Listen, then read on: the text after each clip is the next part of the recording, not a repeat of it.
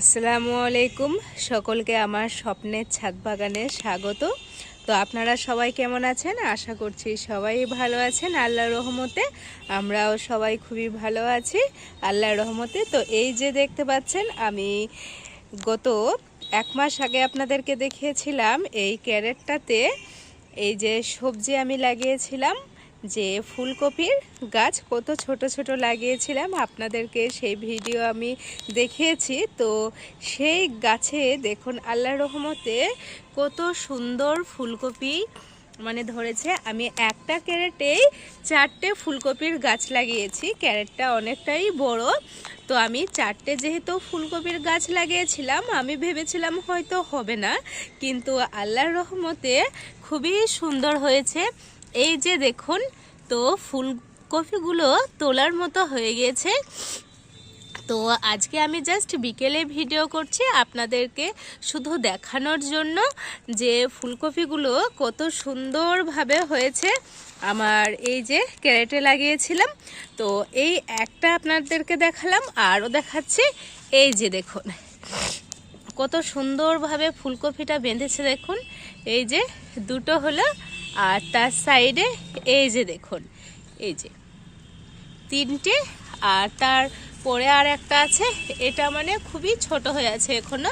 তো এই যে দেখুন এটা একটা, তো 4টে। তো এই ক্যারেটটাতে আমি 4টে ফুলকপির গাছ লাগিয়েছিলাম। তো এই যে আপনারা দেখতেই পাচ্ছেন কত সুন্দরভাবে ফুলকপিগুলো হয়েছে। আর আমি আপনাদেরকে দেখিয়েছিলাম, তারপরেই কিন্তু আমি বাঁধাকপি লাগিয়েছিলাম। এই যে বাঁধাকপিগুলো কেবলে পাতা বাঁধতে লেগেছে। আর একটা আমি দেখাচ্ছি আপনাদেরকে, এই যে এটা কিন্তু আপনার তোলার মতো হয়ে গেছে এই বাঁধাকপিটা। এটা জাস্ট আমি আপনাদেরকে এমনি দেখালাম। আর যেটা আমি আপনাদেরকে দেখাবো সেটা হচ্ছে, আমি যে সবজির বীজ, গ্রীষ্মকালীন সবজির বীজ রোপণ করেছিলাম, সেই বীজ থেকে আমি বলেছিলাম যখন চারা বের হবে আমি তখন আপনাদেরকে দেখাবো। তো চলুন আমি আপনাদেরকে দেখাই কত সুন্দরভাবে আমার যে বীজগুলো লাগিয়েছিলাম তার থেকে কত সুন্দর চারা বের হয়েছে। চলুন আমি আপনাদেরকে দেখাই। তো এই যে দেখতে পাচ্ছেন আপনারা কত সুন্দরভাবে, দেখুন গ্রো ব্যাগগুলোতে সব কিন্তু গাছ বের হয়েছে। আমি আপনাদেরকে বলেছিলাম যে অনেকগুলো করে আমি বীজ দিয়ে দিচ্ছি, যদি কোনো বীজ মিস হয়ে যায়, যদি না বের হয় তাহলে কি করব, সেজন্য আমি অনেকগুলোই বীজ দিয়ে দিয়েছিলাম। তো দেখুন আল্লাহর রহমতে কিন্তু একটাও বীজ কিন্তু আমার মিস যায়নি। সমস্ত বীজ থেকেই কিন্তু দেখুন সুন্দর করে চারা গাছ কিন্তু বের হয়ে গেছে। ওই যে দেখুন প্রত্যেকটা আমার গ্রো ব্যাগে কিন্তু যতগুলোই বীজ দিয়েছিলাম সব কিন্তু একেবারেই ঝেড়ে বেরিয়ে গেছে।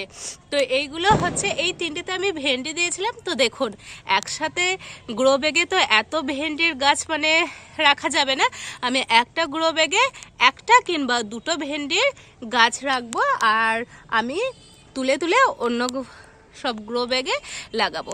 তারপরে আপনারা দেখতে পাচ্ছেন এই যে ঝিঙের গাছ। তো দেখুন কত সুন্দর ঝিঙের গাছটাও কিন্তু বের হয়ে গেছে বীজ থেকে। এটা আমি 4টে দিয়েছিলাম, আল্লাহর রহমতে কিন্তু 4টে গাছই এখানে আমার হয়েছে।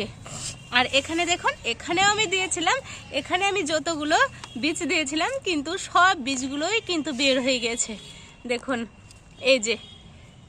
তো আমি 3টেতে আপনার ভেন্ডি দিয়েছিলাম, আর এই 3টে গ্রো ব্যাগে আমি দিয়েছিলাম আপনার ঝিঙে। তো ঝিঙেগুলোও বের হয়ে গেছে। আর পুঁই শাকটা কেবলে বের হচ্ছে।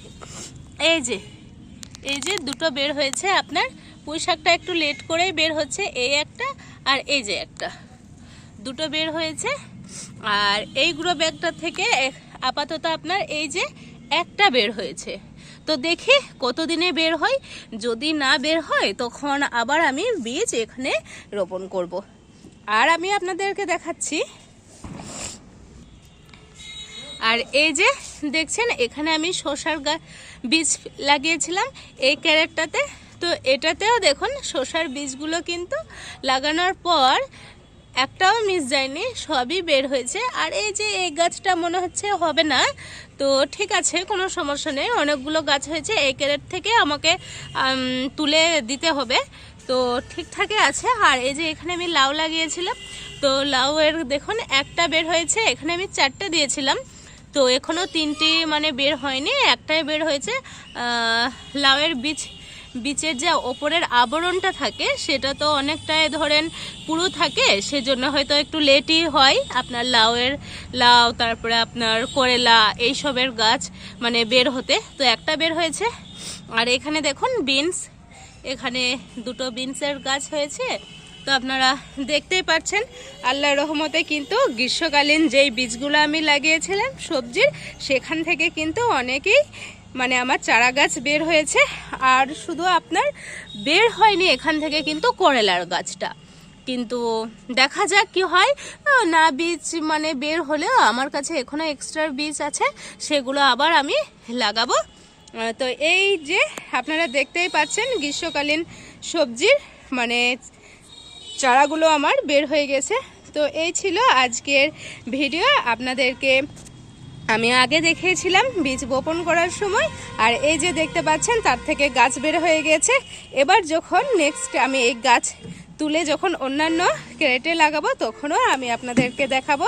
তো আপনারা এখনও যারা গ্রীষ্মকালীন মানে সবজির বীজ ছাদে এখনও রোপণ করেননি তাদের উদ্দেশ্যে বলছি, তারা লাগিয়ে ফেলুন, তাহলে তাড়াতাড়ি আপনারা গ্রীষ্মকালীন সবজি মানে পেতে থাকবেন।